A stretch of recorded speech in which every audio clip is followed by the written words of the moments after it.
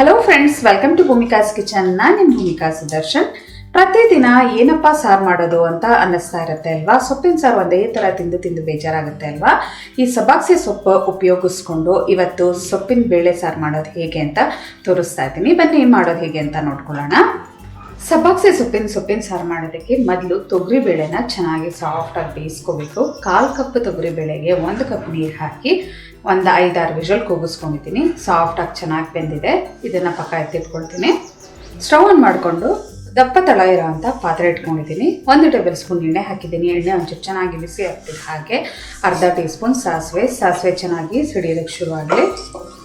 ಸಾಸಿವೆ ಚೆನ್ನಾಗಿ ಸಿಡಿಯೋದಕ್ಕೆ ಶುರು ಆಗ್ತಿದೆ. ಹಾಗೆ ಒಂದು 4-5 ಎಸ್ಳು ಬೆಳ್ಳುಳ್ಳಿ ಜಜ್ಜಿಬಿಟ್ಟಾದರೂ ಹಾಕ್ಕೊಳ್ಳಿ, ಇಲ್ಲ ಸಣ್ಣದಾಗಿ ಕಟ್ ಮಾಡಿಬಿಟ್ಟಾದರೂ ಹಾಕ್ಕೊಳ್ಳಿ. ಬೆಳ್ಳುಳ್ಳಿ ಒಳ್ಳೆ ಘಮ ಬರೋವರೆಗೂ ಫ್ರೈ ಮಾಡ್ಕೊಳ್ತೀನಿ.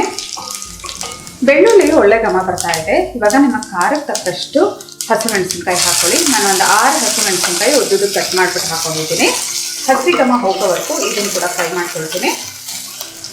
30 ಸೆಕೆಂಡ್ ಹಸಿಮೆಣಸಿನ್ಕಾಯಿ ಫ್ರೈ ಮಾಡ್ಕೊಳ್ತೀನಿ. ಹಾಗೆ ಒಂದು ಮೀಡಿಯಮ್ ಸೈಜ್ ಈರುಳ್ಳಿ ಉದ್ದುದ್ದು ಕಟ್ ಮಾಡ್ಕೊಂಡಿದ್ದೀನಿ. ಈ ಈರುಳ್ಳಿ ಒಂಚೂರು ಸಾಫ್ಟ್ ಆಗೋವರೆಗೂ ಫ್ರೈ ಮಾಡ್ಕೊಳ್ತೀನಿ. ಈರುಳ್ಳಿ ಒಂದು ಸ್ವಲ್ಪ ಸಾಫ್ಟ್ ಆದರೆ ಸಾಕು.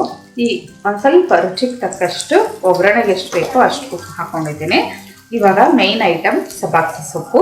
ಈ ಸಬ್ಬಾಕ್ಸಿ ಸೊಪ್ಪನ್ನ ಈ ಒಗ್ಗರಣೆಗೆ ಹಾಕಿ ಬಾಡಿಸ್ಕೊಳ್ಳೋದ್ರಿಂದ ತುಂಬಾ ರುಚಿಯಾಗಿರುತ್ತೆ.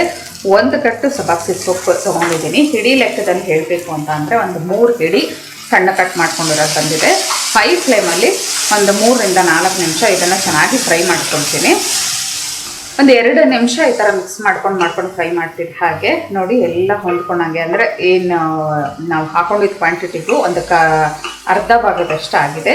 ಈ ಒಂದು ಸಬ್ಬಾಕ್ಸಿ ಸೊಪ್ಪು ಇದರಲ್ಲೇ ಕಂಪ್ಲೀಟಾಗಿ ಸಾಫ್ಟ್ ಆಗಬೇಕು. ಅದರ ಹಸಿ ಘಮ ಎಲ್ಲ ಹೋಗಿ ಒಳ್ಳೆ ಘಮ ಬರಬೇಕು. ಅಲ್ಲಿವರೆಗೂ ಚೆನ್ನಾಗಿ ಫ್ರೈ ಮಾಡೋಣ. ಇದನ್ನು ಒಟ್ಟಾರೆ ಒಂದು 5ರಿಂದ 6 ನಿಮಿಷ ಇದು ಮೀಡಿಯಮ್ ಫ್ಲೇಮಲ್ಲಿ ಬೇಯಿಸ್ಕೊಂಡಿದ್ದೀನಿ.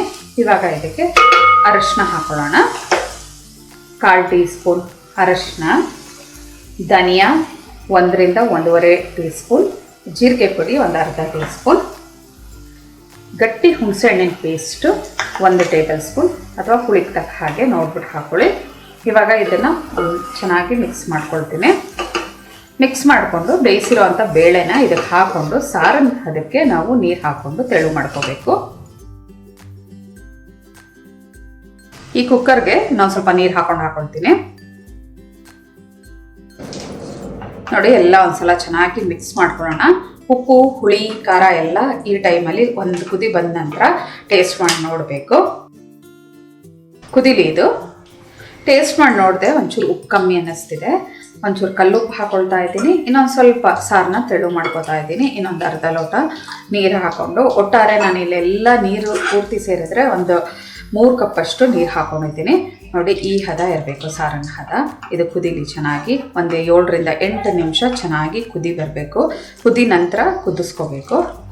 7ರಿಂದ 8 ನಿಮಿಷ ಇದನ್ನು ಚೆನ್ನಾಗಿ ಕುದಿಸ್ಕೊಂಡಿದ್ದೀನಿ. ಟೇಸ್ಟ್ ನೋಡಿದೆ, ಸ್ಟ್ರಾಂಗ್ ಆಗಿದೆ. ಆ ಮೆಣಸಿನ್ಕಾಯಿ ಖಾರ ಎಲ್ಲ ಚೆನ್ನಾಗಿ ಬಿಟ್ಟಿದೆ. ಸಬ್ಬಾಕ್ಸಿ ಸೊಪ್ಪಿನ ಸ್ಮೆಲ್ ಅಂತೂ ಒಳ್ಳೆ ಘಮ ಅಂತ ಇದೆ. ನೀವು ಮುದ್ದೆ ಜೊತೆನಾದರೂ ಇದನ್ನು ಸರ್ವ್ ಮಾಡ್ಬೋದು. ಇಲ್ಲಾಂದರೆ ಬಿಸಿ ಬಿಸಿ ಅನ್ನಕ್ಕೆ ತುಪ್ಪ ಹಾಕ್ಕೊಂಡು ಈ ಸಾರು ಹಾಕ್ಕೊಂಡು ತಿಂತಾ ಇರೋದು ಆಹಾ, ಏನು ಚೆನ್ನಾಗಿರುತ್ತೆ ಗೊತ್ತಾ.